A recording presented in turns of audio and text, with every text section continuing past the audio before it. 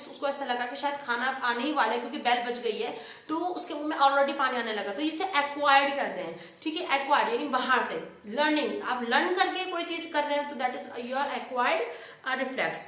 Is one of a develop during a life time during experience और learning. ये वो तब होता है जब हम लोग किसी चीज को एक्सपीरियंस कर चुके हैं, जैसे कि जिसने अभी तक किसी ने गोलगप्पे नहीं खाए होंगे तो उसके मुंह में गोलगप्पे के नाम से पानी आएगा ही नहीं, क्योंकि उसे पता ही नहीं है उसका टेस्ट कैसा होता है। ठीक है, तो यानी एक्सपीरियंस से जब हम लोग कोई चीज लेते हैं या कुछ लर्न करके, तो उसको हम लोग कंडीशनल कहते हैं।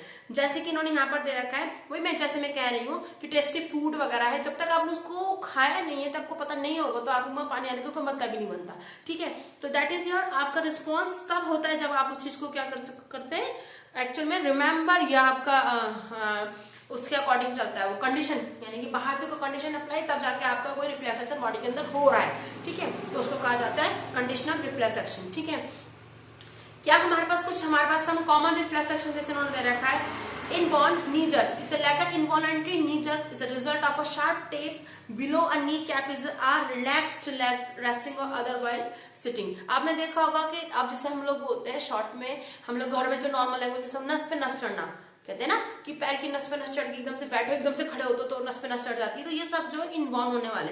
ठीक है, कोई क्लोजिंग ऑफ आईलिड, कोई ऑब्जेक्ट आपकी आंख के ऊपर तुरंत आपकी आंख बंद हो जाती है। ठीक है, आपका कोई गर्म चीज पे हाथ पड़ता है तो एकदम से आप उस चीज को छोड़ देते हो, तो ये पैरासिटिक रिफ्लेक्शन में आपको पता है, क्योंकि खाने से लेकर कोई खाना चबाते चबाते तुरंत अंदर के लिए जा रहा है, ये सारे रिफ्लेक्शन। कफिंग रिफ्लेक्शन, आपकी विंड पाइप में कोई चीज चली जाती है तुरंत आपको खांसी आना। ठीक है, आपको नाक में कोई इरिटेशन हुई तो तुरंत आपको छींक आ जाती है। ठीक है, तो ये सारे के सारे हमारे पास क्या होते हैं, रिफ्लेक्स एक्शन, मतलब इनबॉर्न हुए।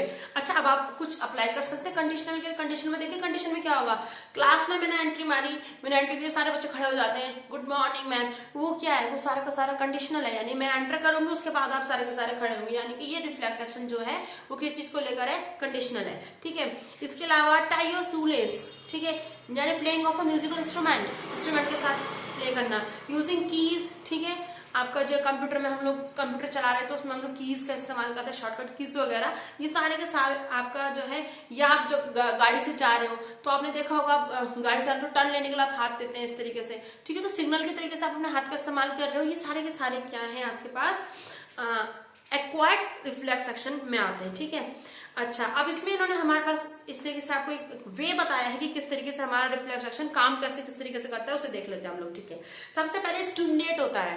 ठीक है, स्टिमुलेशन मतलब जिस चीज से आपको फर्क पड़ा है, दैट इज स्टिमुलेशन। यानी कि अगर मैं यहाँ पे जो एग्जांपल दिया है, गरम प्रेस पे, गरम बर्तन पे, या आपका पैर किसी उस पे पड़ गया है, कांटे पे पड़ गया है, या कोई पेन या कोई भी चीज आप स्टिमुलेट कर रहे हैं बाहर से, ठीक है, उस पे पड़ता है। सबसे पहले रिसेप्टर्स, यानी हमारे सेंस ऑर्गन उस चीज को क्या करते हैं, रिसेप्ट करते हैं। ठीक है, इस रिफ्लेक्स एक्शन को हम ऐसे समझ लेंगे शॉर्ट में, किस तरीके से हमारा रिफ्लेक्स एक्शन काम करता है। देखो, मेरे बोलने में लिखने में बहुत फर्क पड़ेगा, लेकिन जो रिफ्लेक्स एक्शन होता है वो क्विक होता है, क्योंकि वो एज ए इलेक्ट्रिक इंपल्स के तरीके से काम करता है। ठीक है, क्या बात होगा, तो ये हमारे पास दे रखा है स्टिमुलेट। ठीक है, किसी भी चीज का आपको स्टिमुलेट होता है, सीधे उसको रिसेप्ट कौन करता है, रिसेप्टर्स करते हैं।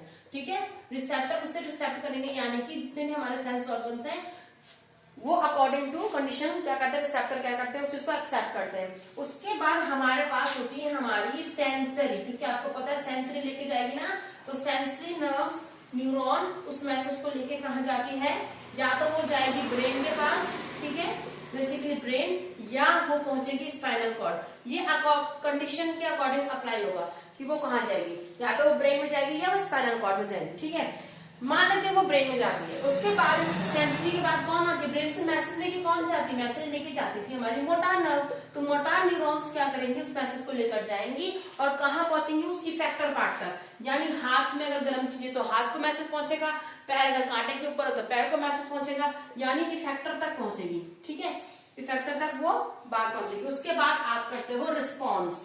ठीक है, फिर उसके बाद होता है हमारा रिस्पॉन्स। फिर आपको मैसेज आता है, ओफो आगे कांटा है, पैर हटा लो, तो आप एकदम से पैर को हटा देते हैं, या आप गर्म चीज पे हो तो गर्म चीज है, हाथ हटा लो, तो ये मैसेज आपको कन्वे होता है। ठीक है, तो उसको कहा जाता है रिफ्लेक्स एक्शन। हमारा इस तरीके से बात को फॉलो करता है। तो मेरे बिगड़ने में भले सेकंड मिनट लगे हो, लेकिन इस काम को होने में कोई बहुत सेकंड के हिसाब से बहुत जल्दी होता है, क्योंकि ये सब सारा सारा जिस तरीके से हमारी लाइट या बल्ब हमारा स्विच ऑन करते हैं, ऑन हो जाता है, सेम इस तरीके से ये प्रोसेस भी सेम चलती है। ठीक है, तुरंत एक्शन होता है। ठीक, तो ये हमारे एक पाथ दे रखा है इन्होंने यहाँ पर। ओके, चलो, इसके अलावा इन्होंने दे रखा है CNS था यहाँ पर, वो क्या होता है, एक तो चीज होती है, एक तो दो चीज होती है, कोऑर्डिनेशन एंड कंट्रोल की हम बात करते हैं अगर, तो याद रखेंगे आप, ध्यान से सुनने।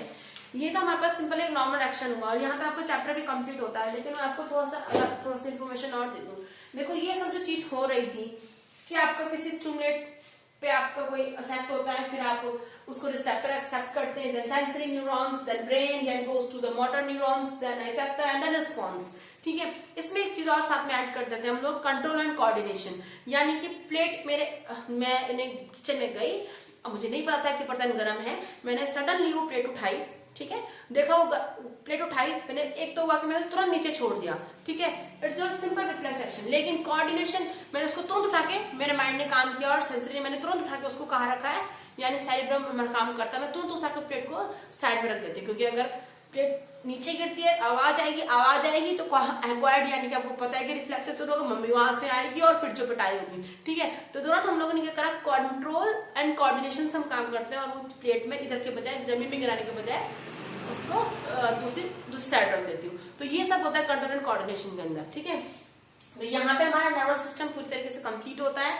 अगर तुमसे किसी को भी कोई प्रॉब्लम हो तो मुझसे पूछ सकता है कि मैम ये टॉपिक यहाँ पे समझ में नहीं आया है, तो पेपर आने से पहले पूछ लो बेटा कि कोई दिक्कत है कि नहीं है। आपको पता है पूरा सिलेबस आपके प्री बोर्ड में आना है, तो आप प्लीज प्रिपेयर कर ले। आज हमारा नर्वस सिस्टम कंप्लीट होता है, कल हम इससे आगे वाला चैप्टर लेते हैं, आई थिंक इससे आगे वाला एक्सक्रीटरी सिस्टम, वो नेक्स्ट वीडियो में लेते हैं। ओके ठीक है बेटा, ओके थैंक यू।